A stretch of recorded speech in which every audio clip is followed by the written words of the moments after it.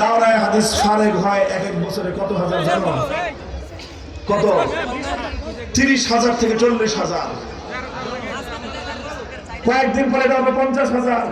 প্রতি বছর গাণিতিক হারে বাড়তেছে।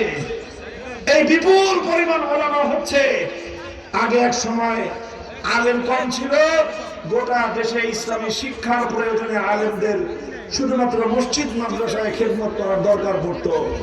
এখন যেই পরিমাণ আলেম হচ্ছে, সবাই শুধু মসজিদ মাদ্রাসার খেদমতে না গিয়ে আমাদের এই আলেমদের মধ্যে বাছাইকৃত মেধাবী যোগ্যতা সম্পন্ন উন্নত আখলাকের অধিকারী সাহসী কিছু আলেম বাছাই করে নেতা বানান। নেতা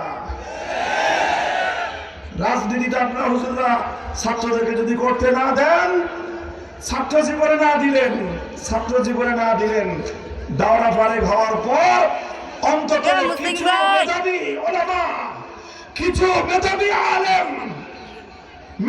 আলেম বারবার বলতেছি, যোগ্যতা সম্পন্ন আলেম, চৌকস আলেম, সাহসী কিছু আলেমকে বড় বড় পিসা হুজুররা, বড় বড় শাইখুল হাদিস সাহেব হুজুররা, বড় বড় মোহতারাম সাহেব হুজুররা আপনাদের তত্ত্বাবধানে এদেরকে আপনার রাজনীতির ময়দানে কাজ করতে দেন। যদি সেটা দেন, আগামীর বাংলাদেশ আমরা যেভাবে বলি সেভাবেই হবে ইনশাআল্লাহ। ইনশাআল্লাহ নেতৃত্বের জন্য প্রস্তুত হও তোমরা। আগামীর বাংলাদেশ আল কোরআনের বাংলাদেশ, ইসলামের বাংলাদেশ, উলামায়ে কেরামের নেতৃত্বের বাংলাদেশ। সেই বাংলাদেশ গড়ার জন্য জান কোরবান করতে কারা কারা প্রস্তুত থাকবো, হাত তুলে শপথ করো।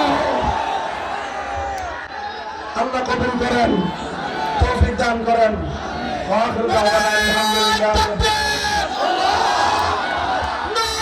সুবহানাল্লাহি ওয়া বিহামদিহি, সুবহানাল্লাহুম্মা বিহামদিক, আশহাদু আল্লা ইলাহা ইল্লা